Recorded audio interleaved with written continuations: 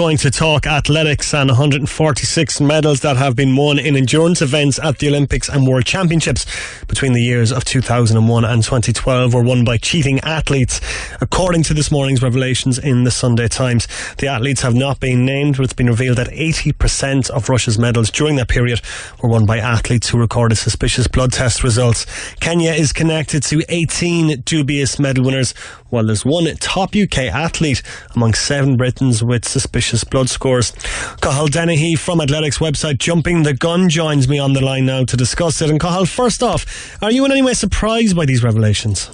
I don't think it's particularly surprising. I think most people in the sport sort of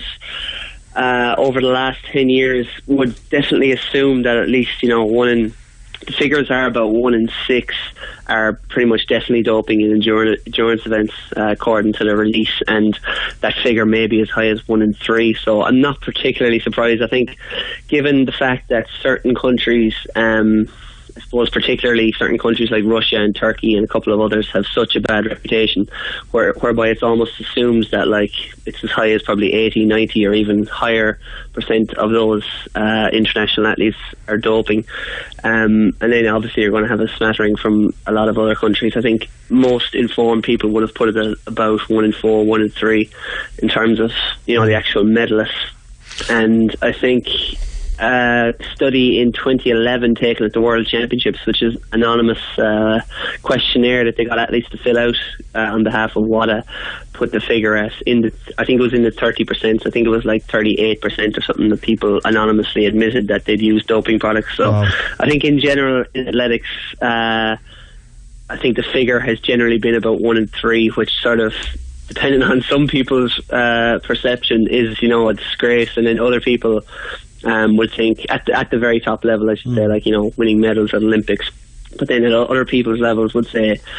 certainly in the 90s, I think, when testing was a lot more lax, when you could take EPO with impunity and never get caught because there was no test for it, and steroid testing was very poor as well. I think the figure would actually have been much higher if you go back to maybe 90s and, around sort of Atlanta 96, Sydney 2000, those sort of games. Is much easier to get away with, I should say. So I think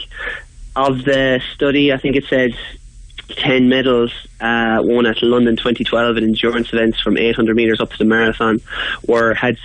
had athletes on the list that was released with suspicious blood values, which means they're probably doping but not provable that they were doping. And if you take, that counts from 800 metres up to marathon, and then all the walk events, steeplechase. So you're talking men and women's, there's 48 medals there. So again, 10 of those medals now are suspicious, even though you can't penalise them because this isn't conclusive proof they were doping, it's just suggested they were doping. So again, 10 medals out of 48 seems to be the current state of affairs, which is about 20% of the medals won in London 2012 in endurance events were won by doped athletes, which I think people informed the sport would have assumed anyway, because people who follow it can look at a performance and look at someone who's improved out of sight and go, that's probably a doped performance, even if we can't catch them. So I think it's generally, I think, where we thought we were. Yeah, it's kind of a sad state of affairs though when something like this comes out and is made public, that everyone's reaction seems to be, we knew that all along. Yeah, I think a lot of people, I suppose, say they knew it all along, and then I suppose people inside the sport go, it's probably expected. Then people outside the sport go, whoa, with each one of these releases, and then the knee-jerk reaction to something like this is to go, they're all at it, which is also unfair. And I think the truth is probably somewhere in between, because there has been a lot of new info revealed in this. It's an anonymous leak from the ISS, so someone in there basically has leaked this info on purpose within ISS anti-doping, with whatever intention to try and get this out there, and it contains the data of 5,000 athletes, which is highly confidential, and without conclusive proof should never be revealed, those names, because there will be a lot of people with aspersions cast on them who are innocent. But I think the IWF are coming off probably a little bit, they're kind of being given a raw deal, I suppose, in the media, because if you look at all the major independent sporting organisations or international sporting organisations, I think the UCI, the cycling organisation, is the only one that can really hold its hand up with the IWF aggressively pursued drug cheats in the same fashion. Now obviously you'd say that's the case because they've had to, because the sport has such a doping problem, which it does, like athletics, but at the same time I think you kind of fall on your own sword by going after the drug cheats because your reputation is so harmed as a result. But yeah, I think again, I think the truth is somewhere in between. Look, no athlete, there's never going to be a situation where everyone in athletics is clean, and there has never and probably will never be a situation where all athletes are doping, and I think the truth is somewhere in between. I think that provides this documentary kind of provides further evidence of that it's the same state of affairs. Some athletes are doping, and obviously because of the effect of doping, that's sort of top-ended towards the medalists. But again, I mean, I suppose the cynics and the skeptics would say that 1/3 of the medals won over the last decade in endurance events are won by dopers, but then I suppose the optimists would go, well then 2/3 of the medals are won by non-dopers, so that's proof enough that it's kind of evidence that clean athletes can still compete. And I think once we're in a situation going forward where clean athletes have a chance of winning medals and winning titles, then I think we're not in too dire a circumstance, even though I suppose some media outlets will always say in the aftermath of a scandal like this that the sport is finished. And I know I think Paul Kimmage was on Off the Ball there a while ago saying that athletics is basically it's documentary proof that it's virtually a sham or whatever, but I think no more than cycling, when someone big gets caught or if some big release comes out, the temptation is always to write off a whole sport, instead of sort of accept that there are a percentage of cheats in every sport, and athletics is no different. But I think something this documentary definitely does is debunk the myth that Kenyans are, I suppose, innocent. They are innocent of all crime, and that are innocent and unbreakable when it comes to doping, because there is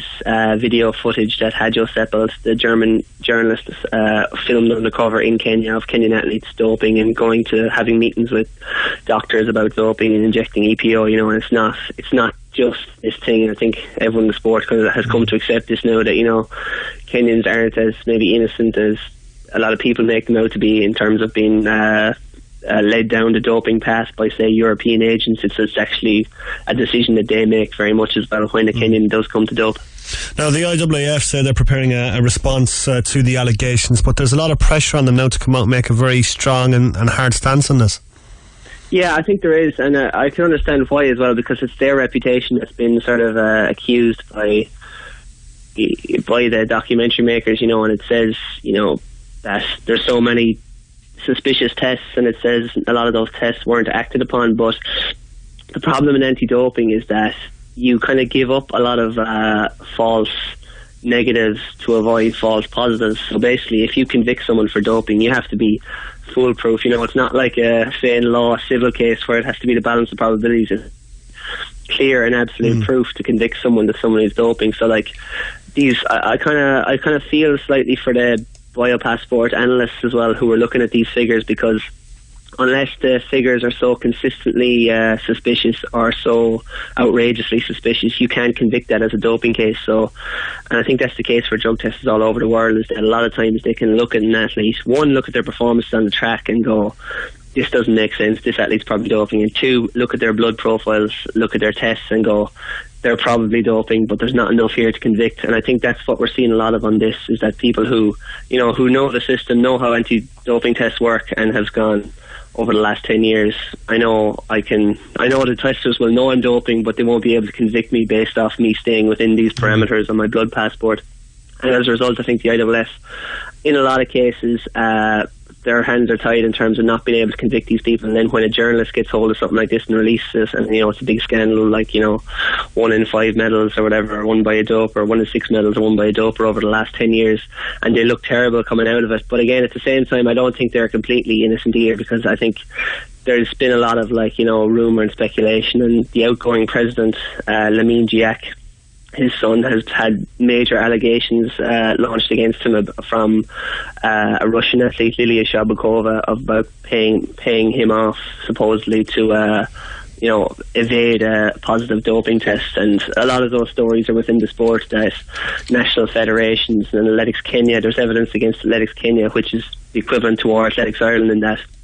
they, in return for, you know, a 10 grand or whatever it be, a 20 grand cut out of an athlete's earnings, will basically make a doping positive go away. And those rumours are nothing new. I mean, they go back to the 80s and 90s as well. There's plenty of stories in the sport of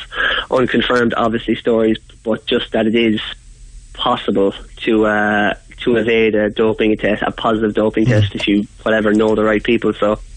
the good thing is, I think the hope for the future of the sport in terms of the IAAF is that the current president is outgoing on the 19th of August. In a couple of weeks' time, Beijing, they're voting between Seb Coe and Sergei Bubka to take over presidency, which will see a sea change really in everything. It could mean the end of the current anti-doping system as we see it, and probably seeing it outsourced to an independent body. Certainly, I was talking to someone recently at the World Youth Championships who works in anti-doping for the IAAF,